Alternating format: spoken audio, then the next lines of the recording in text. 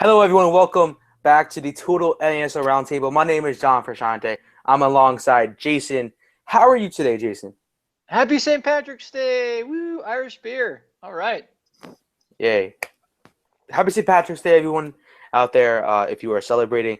We have a lot to talk about on this week's Total NASL Roundtable. First, let's discuss the new Cosmos kits. So I was there. Pretty exciting reveal. Under Armour, who is their partner. Um, it was different, which I really liked, but it couldn't be that different because they had to honor really their jerseys, green and white. It couldn't be any other color. So they sort of went with a V-neck / three stripes on the sleeve. So, Jason, what is your take on the kits? Yeah, they have the logo a little bit bigger, I do believe, compared to last year. Where I feel that the away jerseys, which are the green kits, it was pretty much what was expected. It's the home jerseys, though, that really stood out to me. And the first thing that caught my eye was the rainbow of the blue, yellow, and what's the other Cosmo green Yeah. stripe or rainbow stripes on the sleeve. That really pops. It really did on that white jersey. So I thought it looked pretty slick, and I think they did a great job. And I think it's a good foot in the door to set a good impression in the NASL to potentially get further teams to jump into Under Armour as their kit providers in the future. You're talking about the foot in the door, and what's great about this Cosmos Under Armour deal, let's start out with that one, is that the Cosmos gear is going to be on sale once all the gear is available. It's going to be on sale in local sporting stores, models, in the local area. So that's pretty exciting because the Cosmos are not in sports stores around the local area. Also, they will be available nationwide and worldwide. So for the first time, the Cosmos gear are going to be available around the world. So we thought Nike would help us do that, but no, Under Armour coming out of nowhere and helping out the Cosmos.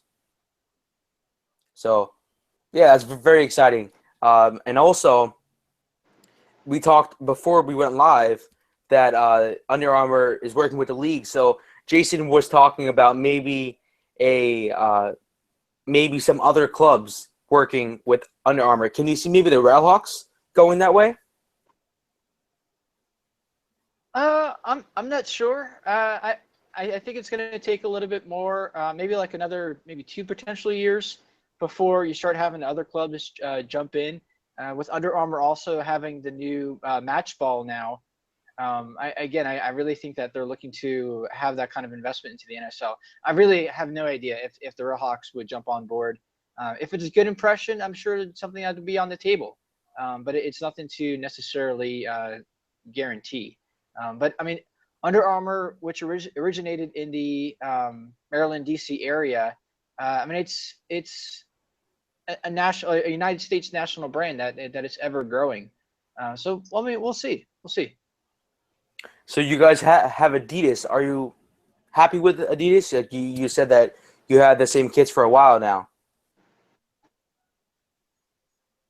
Yeah, there's been slight variations from year to year. My old Redhawks jersey from like 2009 I wouldn't say it's unrecognizable to today's jersey.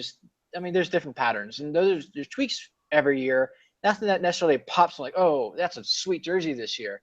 It's just like subtle changes that it looks just enough like last year, maybe like one stripe different, but it's really over the series of years you start noticing the evolution of the jerseys. But I've been happy with the current Real Hawks jerseys. I feel my replica is pretty comfortable.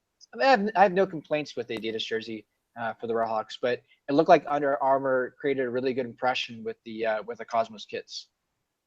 Yeah, talking about that impression, Nike wasn't getting it done, and a lot of Cosmos supporters and every sport fan loves Nike. You know what I mean? They love Nike. They love what they bring to the table, but Nike just wasn't cutting it for the Cosmos.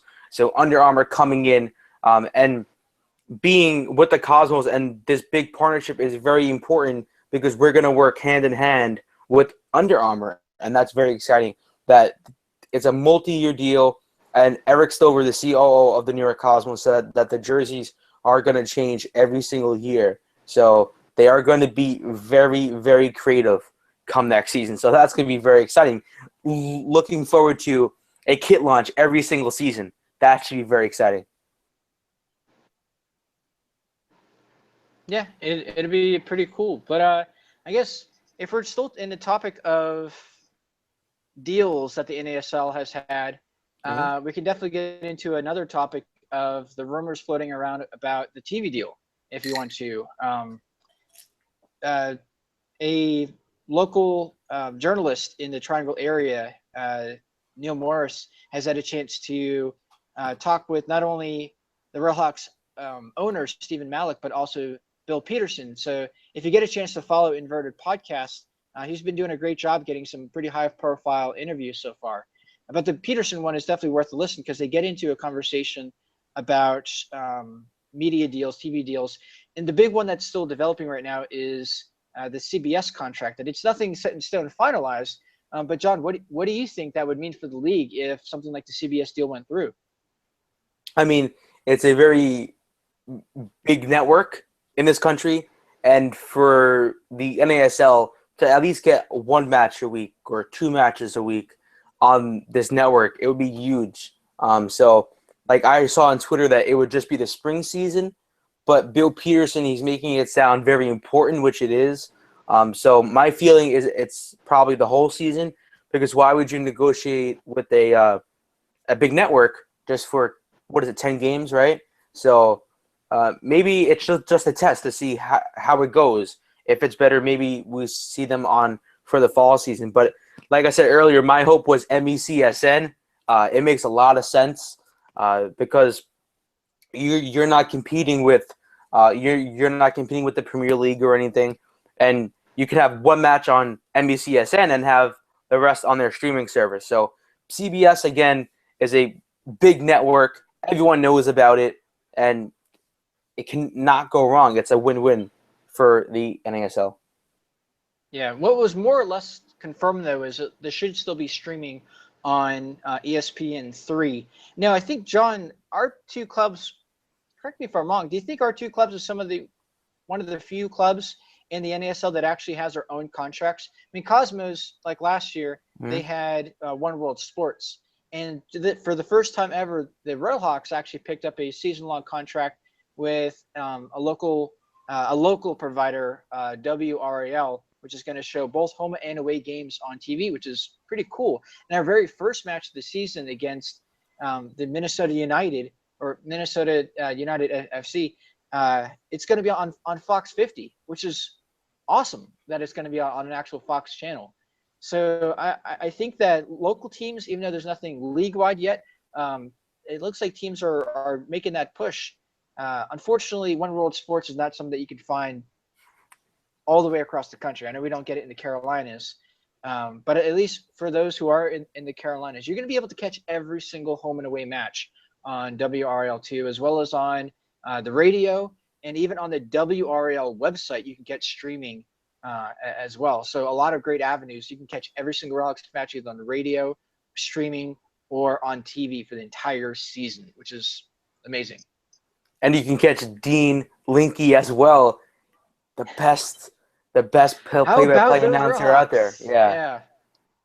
How about those? So you can hear him on the radio and on TV as well? Yeah. So I assume that it would probably be the same voice. It just, one's going to be a radio version, one the TV version, but it'll probably be Dan Linke doing both. I would assume. But I mean, we'll find out once the season rolls around. But not to kind of go off task of our conversation before. The deal with CBS or whoever it is, in case there are some, I guess, rumors that there's some other conversations taking place too, seems like it's going to drop really any day now. One of the things that Neil Morris pressed Peterson on was a timeline, and it really sounded like the timeline is being pushed to really any moment, because it sounds like it's something that they want for the spring season. But we'll keep an eye on it. Follow NASL on Twitter, follow NASL on the website. I feel like something's going to drop soon. Well, I mean, the spring season is about 2 weeks away, so we have to hear something before the first match on that Saturday. So, we have to hear something real soon. But talking about the Railhawks local TV deal, Do you think that's going to draw in a lot of supporters? Because say fans that didn't know about the Railhawks, they watch it, they turn on their Fox local channel, and the Railhawks are on there. Well, I think it's definitely going to catch more attention in the surrounding area overall. I know that our local sports radios, for example, they'll mention Railhawks once in a while. We'll give a segment kind of once in a blue moon. But all week this week, I've been hearing, because WRL also, it's the same company that does the local radio for the sports around here. They've been plugging it. They've been plugging it almost every single day. So I feel like we're going to catch more ears, catch more eyes, and hopefully catch more butts in the seats once the season really gets underway. But it's always going to depend on having some success on the field as well. I feel like most markets, look at Ottawa last year. They exploded on their winning streak after being a market that was kind of when it first started. But I mean, we have a 10,000 person stadium. I feel like after only averaging like 4,000 or so last season, I would love to see 5,000-6,000 in the stands every single game. But we can only get that by having more local media. Stephen Malik has put in, our new owner, has put in such a greater investment. I think I caught the numbers of about 40,000 last year of our marketing budget for a season. That's horrendous. That was under traffic. And it sounds like Stephen Malik has his investment tenfold that. I don't know if that means, full $500,000 or, 400,000, but significantly greater marketing budget. So I love the fact that we're making more of a grassroots investment. If anything, I feel Railhawks has been behind the boat, or behind the what's the analogy? I don't know. Behind the marker, however you want to say it, to a lot of other teams that have done such kind of local marketing. Look at Indy 11 and their grassroots effort under Peter Wilt and the amazing job that they've done getting fans there. Minnesota United FC and the number of fans that they've been drawing. I know going to MLS helps, but it's amazing seeing. And I mean, Jacksonville Armada, I think, are another good team doing it right with the with trying to market to the local area. So I'm glad the Railhawks are making that investment as well. Do you have any opinion on that, John? Well, Minnesota United, they're really selling MLS. So I mean, like, they've been doing good recently before they announced MLS, but now they're really selling everything for MLS. They're selling season tickets. Everything is with the hope of MLS. So I don't know if you can count them as right now, you know what I mean, like doing good, because they're not selling the future of this league. I mean, it's still part of it though. Okay. Mm-hmm. Yeah. So it's still part. So last week we had Porter from Sister Tales podcast, and we were talking about Rayo OKC, and what are your takes on their recent signings? They're very exciting, and they signed Samaras, who he was on trial with the Cosmos. Yeah. Does he excite you? Like, what are your expectations? Huge. I want to watch Rayo OKC matches. After beat seeing the Railhawks, the number of signings that they had, capped off by. Well, I mean, we're traveling to Rayo for the second game of the season, so I will be watching early on. But I want to watch Rayo OKC matches after the number of guys that they've actually signed. I want to see Sanders play. I want to see all these other international guys that have been pretty high profile, a lot of World Cup experience playing for them. It's really cool what they're doing down there with the number of signings. Now, can they afford all those guys going into next season? We'll see. That's, I think, the biggest question mark in the underlying story. So you're talking about if they can afford these contracts. So I'm going to play devil's advocate here, okay? So if Rayo Vallecano gets relegated, right? And hopefully they don't, because that's hopefully they stay up. But if they get relegated, do you see their investment, say, go down with Rayo OKC? I suppose that's always a danger. I know they're not majority owner, I don't believe, but just minority owner. It's always a danger that you're going to have when you have that such big stakes invested somewhere else. And if Vallecano, if they go down and they get relegated, I mean, they're literally going to have less money to work with the following season. I wouldn't be surprised if they even call somebody over from Rayo to help out the team in Spain. I don't know. Who knows if that's in the cards at some point. It's a big question mark. And another question mark is how big is their percentage of Rayo OKC? And this answer will answer the previous question, and especially supporters down there on the ground will feel a bit relieved if they know how much they own of the club. If it's a small percentage, yes, they're safe. You know what I mean? But if they own a big percentage, you should be worried because the future really of Rayo OKC might be in Rayo Vallecano's hands. So that is the big worry right there. So we're talking about some expansion news as well. So the San Francisco Deltas, they secured a stadium, which maybe this means that they will be announced as maybe a 2017 expansion side, which that's what I'm hoping for, and that's what it probably might be. Because the Chicago Sting, they were saying that they have... It's a big step. Yeah, the Chicago Sting, they said that they had, I forgot how many weeks they said, but they said that they had a couple of weeks to get everything done before they can see when they're going to enter the league. So that must mean the Deltas, they secured a stadium. Now they just need, and they have a logo, if that's their official logo, I would think so. They just need players, and you have your team, you know what I mean? So 2017 might be in the cards. Some marketing, just throw that marketing budget in there. It's a simple club right there. Yeah. Well, it sounded like another part of what Peterson was talking about on his recent interview. He got into expansion a little bit and just the vision of working up to 16 teams and maybe even eventually 20 teams. So it's not done. It's this expansion business. It sounds like we're going to be picking up another team or two, maybe three each season for the next couple of years. Because, I mean, honestly, we are going to be losing teams over that time period as well. For instance, Minnesota. And who knows what else happens with a couple other clubs and if they move on or if they can continue to exist.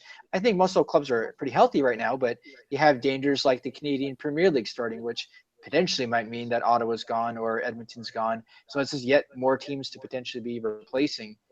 So climbing up to that 16 mark, I mean, there's a lot of back and forth, but we're gradually making that climb. I mean, I've seen, being an NASL fan for as long as I have now, I've seen teams like Montreal Impact leave. Obviously, recently Atlanta and the Scorpions have to say goodbye. And I know there's rumors about more teams leaving. There's so many teams that were so close to being finalized, like a Virginia Cavalry or Oklahoma City FC. That it was like right there, but it just didn't happen. So there's been so many rumors over the years, but bottom line, I think Peterson is working really hard to make sure whatever team that enters the league is definitely a team that's invested into the league and will stick around and can be healthy. Yeah, that's the key point right there, is that a league can just want expansion clubs. They can just want any club thrown in there.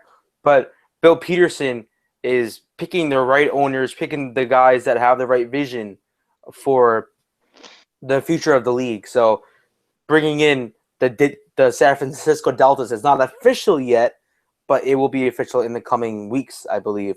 And again, this stadium is a sign of maybe a great club within the league. We just have to wait to see who they sign. So that should be very exciting. So let's get talking about, I know it's the tail end of preseason, but how is Railhawks preseason going at the moment? The preseason right now? All right. So our preseason did have a late start. We've only dropped one match so far, and that was actually a home game against Richmond Kickers. But we did have a return leg that we played up in Richmond just yesterday, and we beat Richmond up there. We played a couple colleges. We played NC State. We beat them pretty handily. We beat UNC Wilmington. We beat them pretty handily. Probably the biggest match, though, of note that we played so far was traveling on the road to Charlotte Independence, a team that beat the Railhawks in the U.S. Open Cup last year, and we beat them 1-0. The other reason why that's important is that a group of Triangle soccer fanatics and Oak City supporters for the Railhawks traveled on a bus all the way to the Charlotte game. And it sounds like it was a huge success getting a chance to have that kind of fan travel experience. So who knows if that's a good enough experience to consider it in the future for other traveling matches. But the biggest match we have is going to be the last Saturday of March against Toluca SC of Liga MX. There are, I believe, 10 Liga MX titles to their name. They've been doing really well this season as well. It's going to be a good litmus test on how ready we are to start the season, because I think can be a game where we're at least going to try to give it our all. So that's Railhawks for the preseason so far. Before we talk about some other teams, how are your Cosmos doing?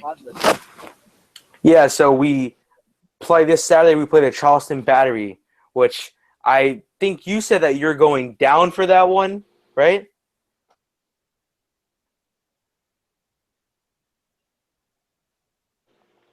Oh yeah, there was some jokes around of some supporters saying that it'd be nice if a lot of Railhawks fans would go down to Charleston. I mean, it's still a decent drive just for the sake of rooting against the Cosmos. I don't think that's actually going to happen, but it was still a little bit of a joking rumor for a little while. Oh, I thought it was for real, Jason. So if you guys go down and support the Cosmos. But if you don't go, support whoever you want to support. So yeah, we play the Battery. That's our last preseason match. As we know it at the moment, it could change. They could throw in another preseason match. We don't know. We went to California. We went to Florida. We played a college in Brooklyn, and we are playing the Charleston Battery. So it was a decent preseason, but the thing that really shocked a lot of people is that we didn't have a real Cosmos preseason. We didn't go on an international preseason tour and things like that it feels like, whoa, this is the Cosmos. This is what we're supposed to do. So that was something different that we have never experienced before. We have never really just had a domestic preseason like the rest of the clubs. But yeah, it just feels like it's a different phase. It's a different philosophy going into the 2016 season. But there's nothing wrong with playing domestic clubs. It's great. We played a great match against the Earthquakes, and they beat us. But they were in better form than we were. They were deep into their preseason. So, I mean, it was a very positive preseason. It was very exciting with the clubs that we faced. And a lot of clubs throughout the NASL, they're going on preseason tours. We saw the Tampa Bay Rowdies go to England, which was very cool. We saw the Strikers go to China to grow their brand. Ronaldo, he's opening up, I think it was soccer academies in China. And this whole trip, Strikers in China, was paid by the Chinese government. That's what I read. I don't know how true it is, but I think it is true. Because the Chinese want to grow the sport, and they want to be the best in the sport of soccer. So that's very exciting. So it's the Strikers, the Rowdies, the Eddies. They went to Scotland. So it really shows NASL. They're still there now. Yeah, they have 2 more matches there. Yeah, they're still in Scotland. So that really shows all the supporters of the league that these teams are for real. You know what I mean? These teams really want to grow their brand. They want to play competitive matches against great teams in those countries. So the Rowdies, they went to England, and they faced some great clubs in England. Like the Railhawks, they're facing a Mexican team, but that's at Wickman Soccer Park. But it doesn't matter where you play these clubs, but you're facing some great talent, and it's just very exciting. So, Jason, what are your thoughts? If you don't mind, I'd like to jump in and talk a little bit about. Yeah, go ahead. Yeah. So the last team that is still playing internationally right now is Edmonton. They still have to play tomorrow morning They're going to be playing Newcastle United, the U21 though. But then after that, they'll be playing Queens Park Rangers. That'll be in like half a week. They're the last team to still be playing some games overseas. Now, Fort Lauderdale, they just finished up their tour of playing against Asian teams. They played 4. And they didn't do too bad. They only lost one of those matches, and I believe won the other 3. You had the Rowdies, who they did okay against some of the England teams, winning a few, drawing a few, losing a few. Just looking across the league, though, I did want to kind of summarize how teams were doing. Oh, we missed talking about Minnesota going down to Mexico, and they've been doing pretty well too. They've, I believe, tied 2 and 1-1 of their teams down in Mexico. But I want to get a chance to kind of throw out some stats. I'm a big stats head. I'll really look forward to Opta and following all the stats for the 2016 season. Now, the stats that I have, it's really limited to just how teams are faring overall. But I did a little breakdown of what leagues the NASL is doing well against, what leagues have they been having some tough time versus. So just to run through those to give you perspective, how is our preseason going overall? Quick disclaimer, the results don't matter. It's really just building the chemistry. But I still think it's fun to take a look at some wins and losses. Okay.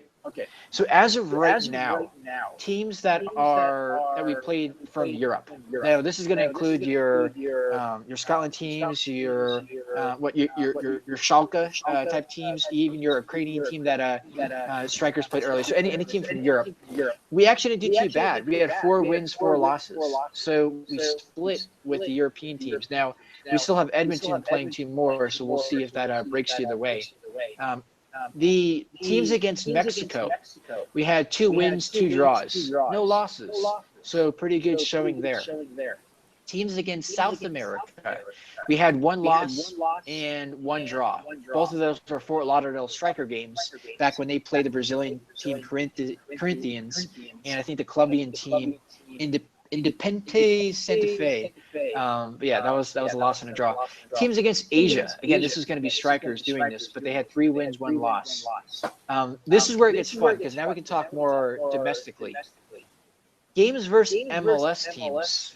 This is where we fared the worst. We had 2 wins, 9 losses, and 1 draw. So only 16-17% win rate there. The only MLS wins were actually the Jacksonville Armada wins that they had at the beginning. But again, John said the disclaimer earlier, they were further along into their team development because they were just about to start their actual season, and we were just starting our preseason. So again, we'll get a chance to see them again in the U.S. Open Cup. Teams versus universities and schools. We had 7 wins and 2 draws so far. Teams against playing academies. Playing against academies, we had 3 wins, 1 draw, no losses. So that all sounds pretty good. And then playing 4th division teams in the United States and lower. I think your cause was the only team that actually played a team that was like for our 5th division. But overall, we had 6 wins, no losses, no draws. But finally, the one that kind of gives me a bad feeling in my gut, though, is how we did against USL. Against USL, 5 wins, 4 losses, 6 draws. So out of a 15-game sampling pool, I would have expected for us to do better. But I assume that a lot of teams across the NASL were doing a lot of trialists where USL are trying to prove something, probably playing a lot more starters, giving us a good run for our money. I just hope that's not a sign of the U.S. Open Cup to come, where USL really dominated the NASL last U.S. Open Cup. Again, we split almost 50-50 in the preseason so far. I believe there's only 1, 2, 3. There's 3 more matches against USL teams.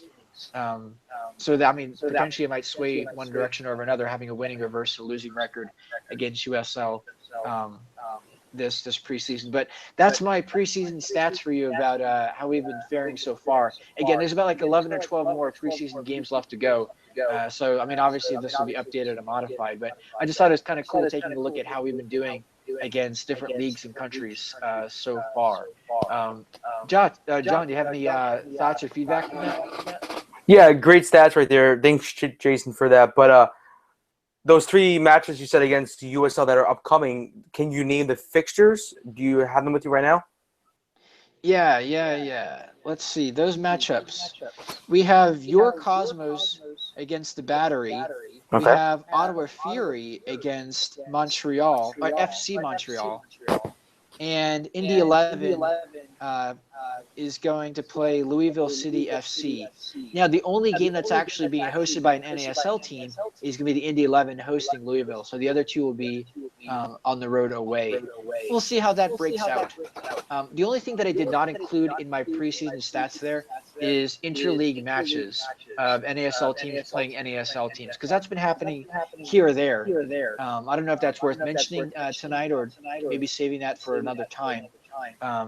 But it's been interesting seeing some of the early breaks for the NASL teams playing each other so far. This is just sort of like a off-topic question, but do you think the Cosmos Battery match, do you think that'll be streamed? Because I would think that the Battery want to promote this match. It's the Cosmos, you know what I mean? They want to promote and just show everyone. You want me to predict a game of the Cosmos and the Battery? Is that what you want? No. I just want to get your feel if we will see a stream or not.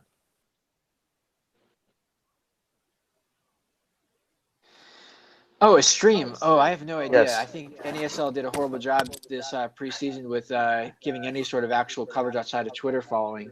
They kind of really right on that one. At least periscoping, at least having the team periscope the games if it's not going to actually be on the radio or anything else. Unfortunately, I feel like it was a kind of a missed opportunity. I think ESPN3, I think it was ESPN3, maybe covered a couple of the tournament games that Tampa Bay was in that they had hosted. I think. Because I think they had some big name like Montreal Impact and a few others. I think that was. I think the Fire Tampa Bay Rowdies. Well. My memory could be fuzzy on that, but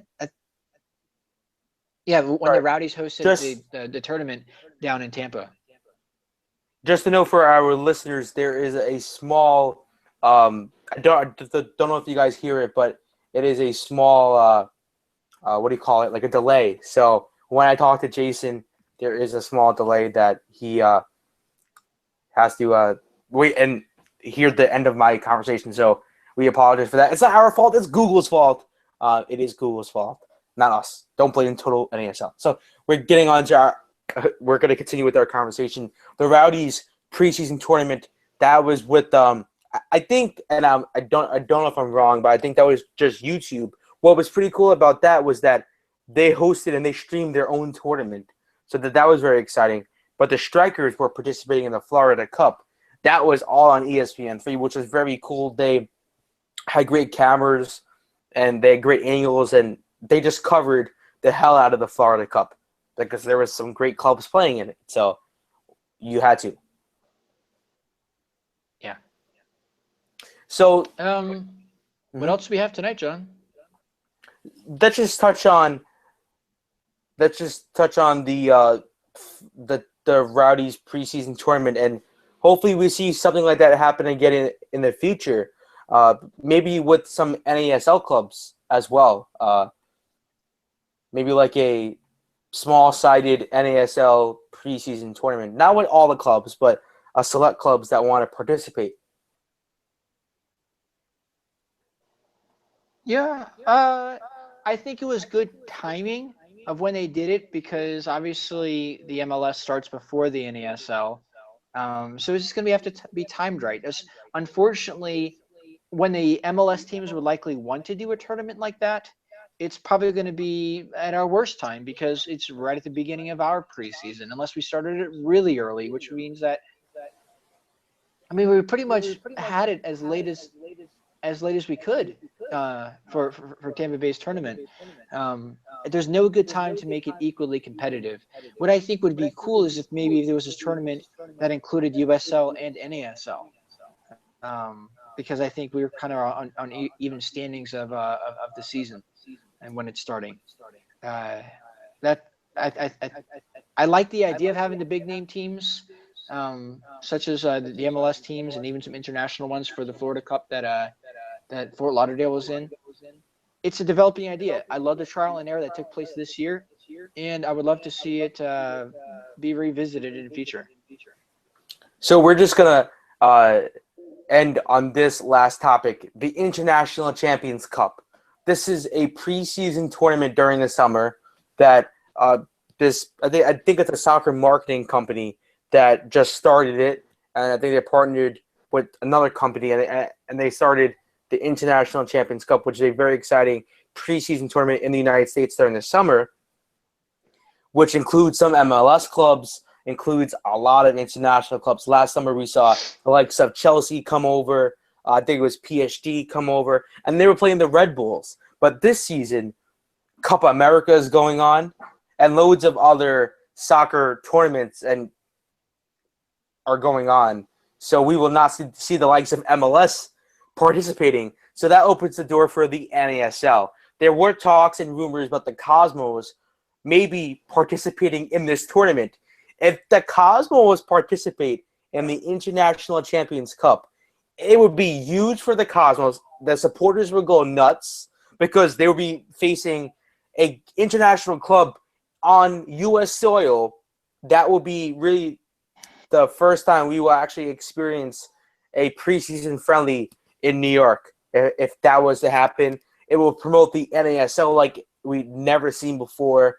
And it wouldn't just be a win for the Cosmos. It would be great for the league as well. So what are your thoughts, Jason? I think that would be awesome for the NASL as a whole, because I think the amount of exposure would give the league. Because I'm sure, like, if the Cosmos were in it, which likely would be the leading candidate because it's the biggest brand of a team in the NASL, there would be a lot of people who be like, "Oh, the Cosmos, like it's a recognizable name internationally, as far as NASL standards go." And I'm sure a lot of people would be like, "I didn't know they were in MLS," and then as they find out, no, they're not, they're in NASL, and be like, "Oh, what's NASL?" and looking into it, and then potentially following the Cosmos if that's the case, or at least following the NASL would be pretty cool as well. I think having any representative, even though I'd be gritting my teeth watching the Cosmos be the only team, just because I have to keep this G-rated. I can't say the rest of that thought.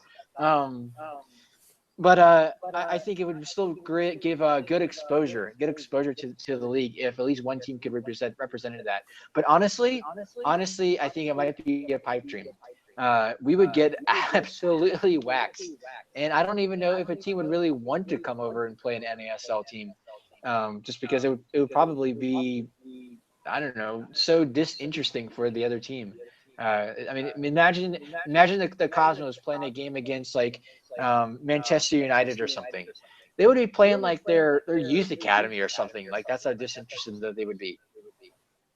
Well, that will be a great match to get up for. You know what I mean? That would be a great match for, like, whoa, like Cosmos are playing Manchester United. Never saw this one coming.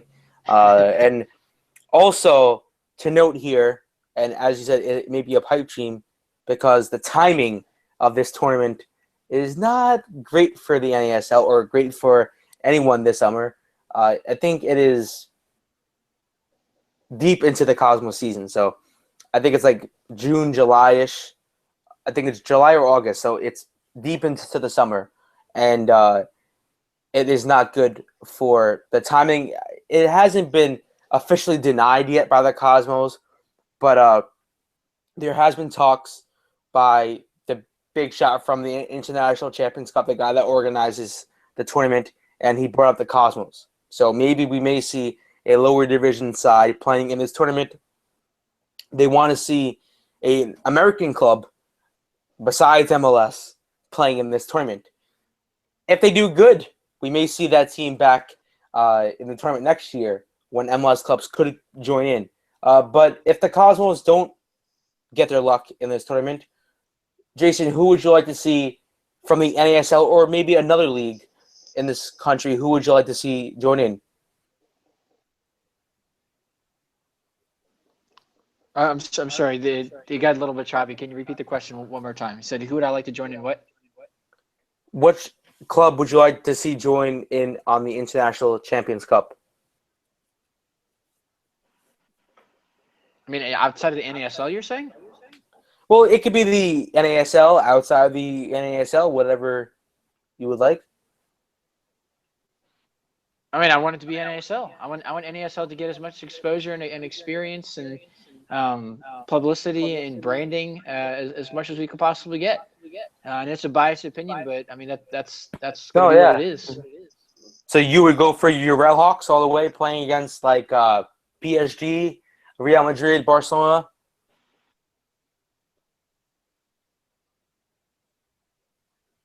I follow one club, the Carolina Hawks. I pay attention to the leagues across the globe, but I am a supporter of one club truly, and that's my Carolina Hawks. So obviously, I would root for them against anybody.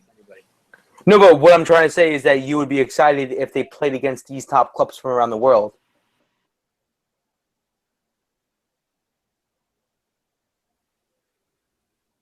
I would make it a point to make sure I'm at that game. Yeah, I mean that's pretty. Yeah, I think that would go without saying. No matter, I don't care if we're playing, I don't know, Little Children's School of the Blind. I want to be at my Red Hawks game. I don't care who we're playing, where we're playing it. I want to be there. If we're playing even, I mean, the big boys from around the world. Do you know how we get into that? Do you know how we can do that? Winning the U.S. Open Cup. And winning the U.S. Open Cup and winning the CONCACAF Champions League, then maybe qualifying for the Club World Cup. The Club World Cup. I think that gives you an in. So I'm not saying that it's impossible, but there's a way. There's a way, and we can make it happen. But yeah, we'll see. So that is the end to our Total NASL Roundtable. Hope you guys enjoyed it. New York Cosmos kit launch was a talk today. Preseason, everything going on in the NASL was very, very exciting week, and we will be back next week, hopefully with some more Total NASL crew members. Looking at you, Tail. Yeah, we will see you guys next week. Follow us on Twitter at Total NASL. Subscribe as well. You can like the video as well, and comment below what team from the NASL would you like to see in the International Champions Cup. If it's the Cosmos, explain why you would like to see them in the International Champions Cup. I would love to see my Cosmos in the ICC. Also, pick up your New York Cosmos soccer merchandise at Under Armour. I was not paid for that little plug, but I will see you guys next week. Jason will see you guys next week as well. He is on a bit of a delay, but Jason, please wave. Okay, yeah, we will see you guys next week.